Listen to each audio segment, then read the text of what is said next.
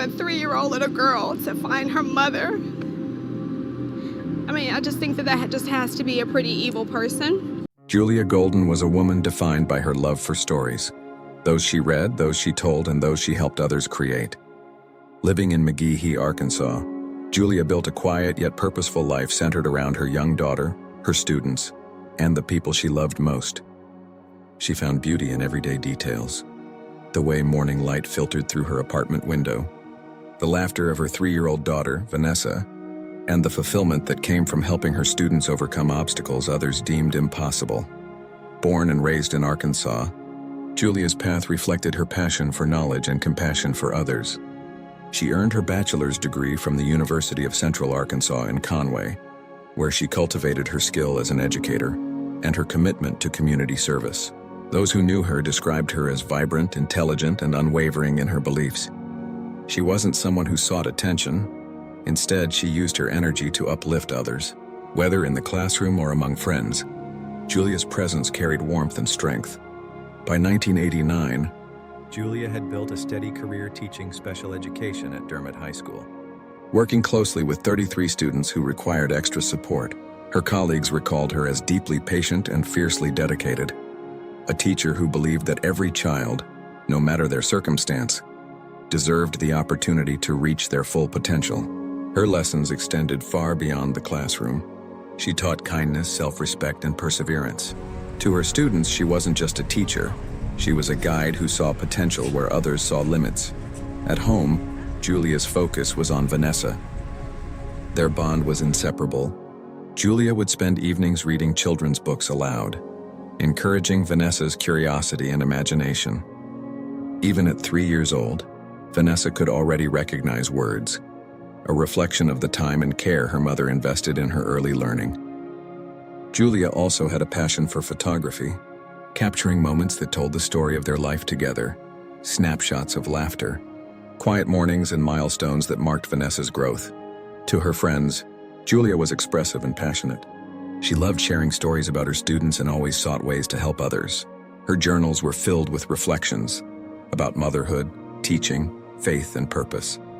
She was an active member of her church, volunteered in community events, and maintained a close circle of friends through her sorority.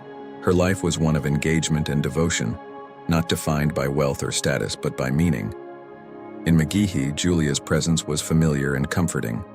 She was known for her bright smile, her strong voice, and her ability to make others feel seen. She often spoke about wanting to make a lasting difference, especially for children who needed encouragement. She believed education was not just about lessons, but about belief, showing people that they mattered. But beneath her warm spirit, Julia carried the quiet fatigue of a single mother balancing career and family. Her days were long and her responsibilities constant, yet she never let exhaustion overshadow her optimism. Those who spent time with her in the weeks before her death remembered her as happy and forward-looking, filled with plans for Vanessa's future. No one could have imagined that her story, one defined by love, purpose, and compassion, would be cut short in such a brutal and senseless way. The world she had built for herself and her daughter would shatter in a single morning.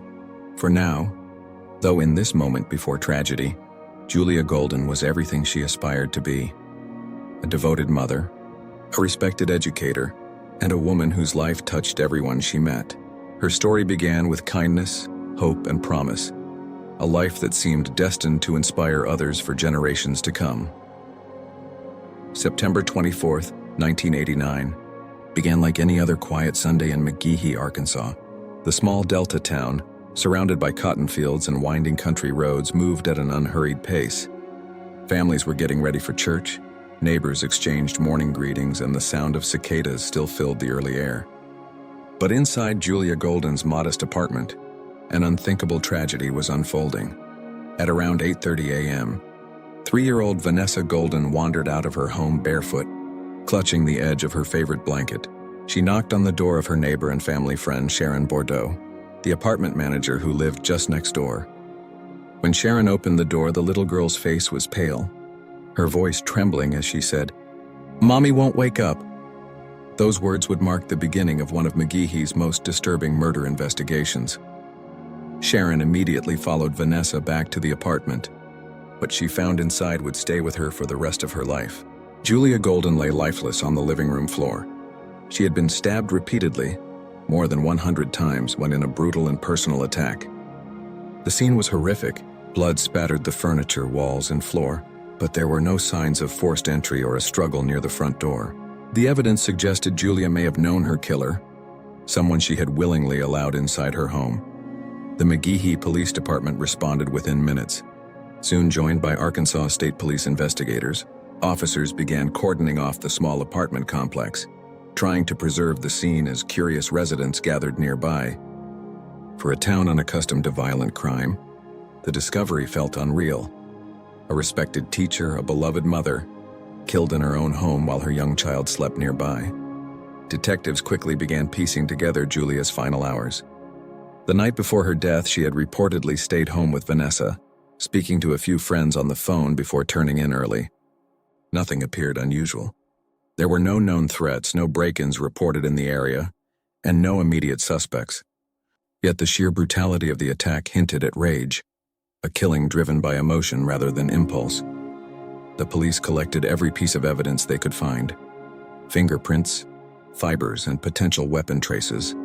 Though early reports indicated the murder weapon itself was missing, Julia's body was transported for autopsy, confirming what officers already suspected.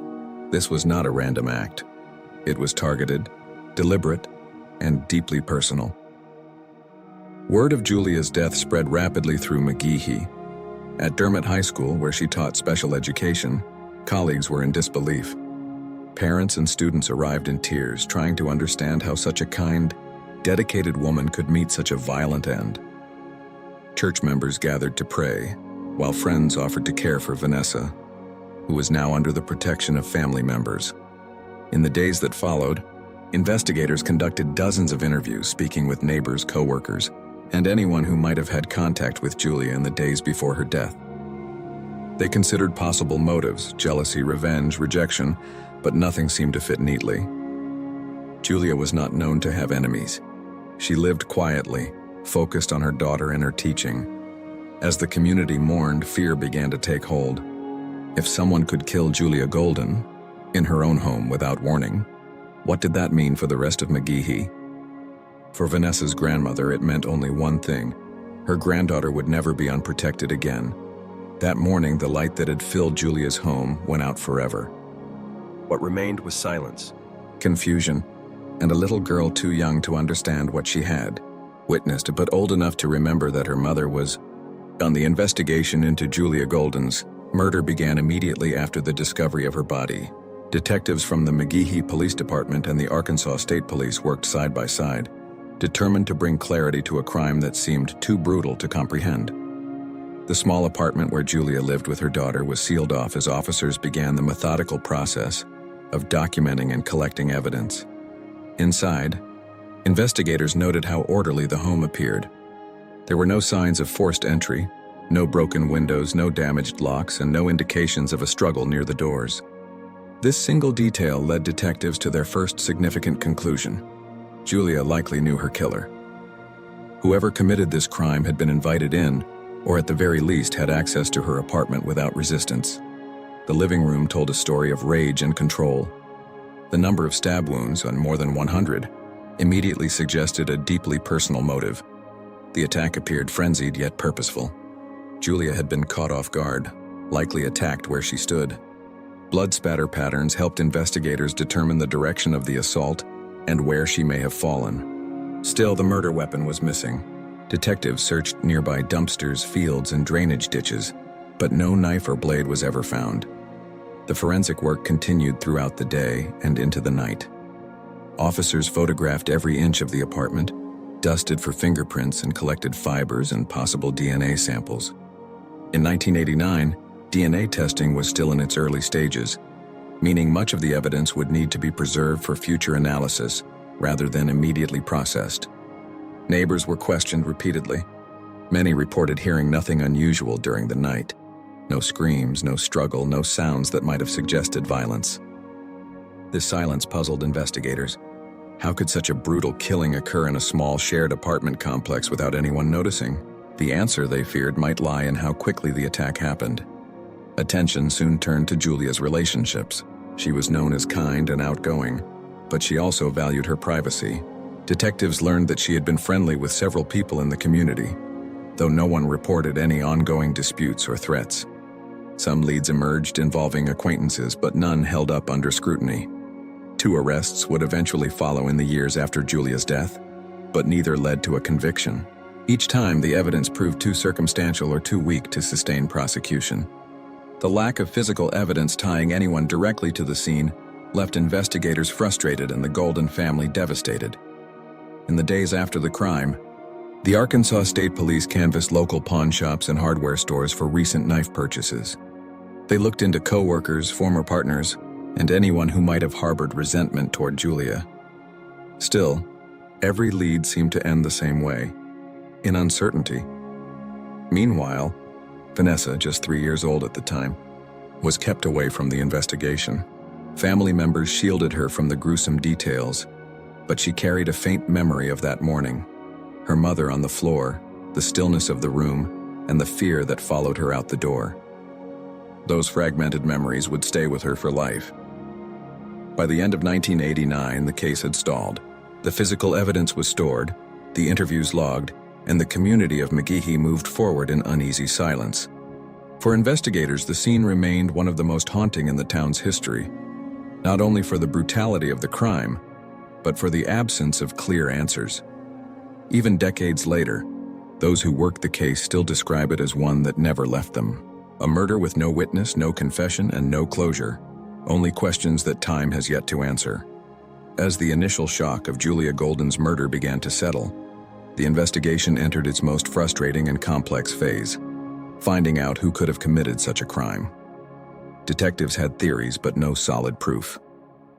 The brutality of the murder suggested an intense emotional connection between the victim and her killer, a crime of passion. It wasn't random. This was personal. Someone wanted Julia silenced, and they wanted her to suffer. Police began by focusing on the men who had been part of Julia's life. One by one, they were questioned. Former co-workers, acquaintances, and even distant relatives came under scrutiny. The investigation initially centered on a man Julia had been casually dating before her death. He was reportedly jealous and controlling, and several witnesses told police the relationship had recently turned sour. He agreed to a polygraph test and maintained his innocence. The results came back inconclusive, but there wasn't enough physical evidence to charge him. Detectives couldn't link him directly to the crime scene. No fingerprints, no blood, no weapon. He remained a person of interest but was never arrested. Months passed and the case grew cold. Then years later, in the early 1990s, new leads reignited the investigation. An inmate serving time in another Arkansas facility claimed to have information about Julia's murder. He said he knew the man responsible, someone who had allegedly bragged about the killing. Detectives followed up on the tip, interviewing the supposed suspect, but quickly realized the story was falling apart.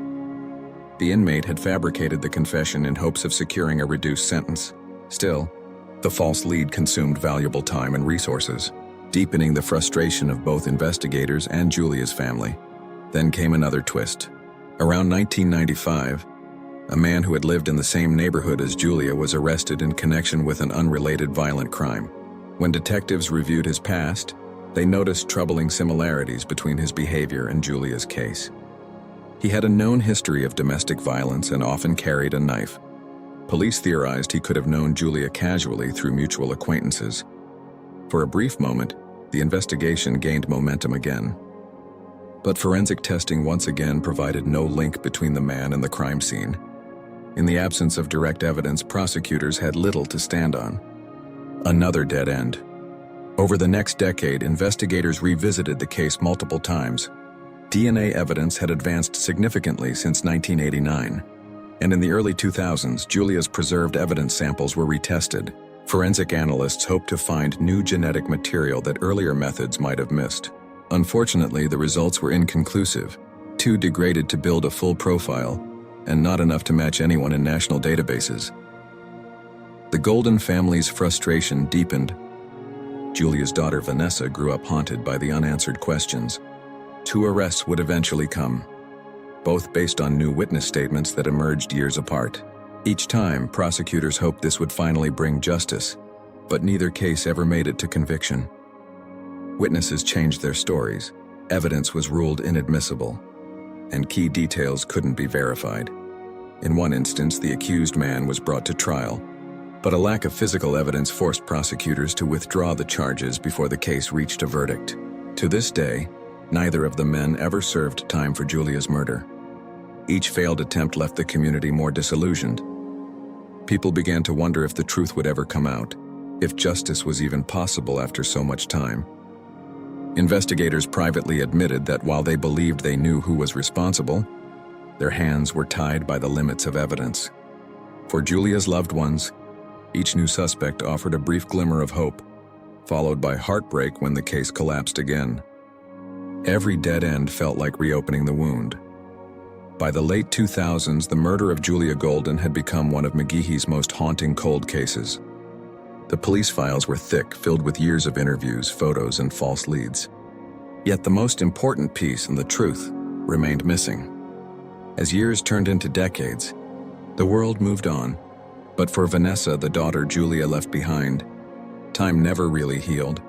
She was only 3 years old when she found her mother's body, yet that single moment shaped the course of her entire life.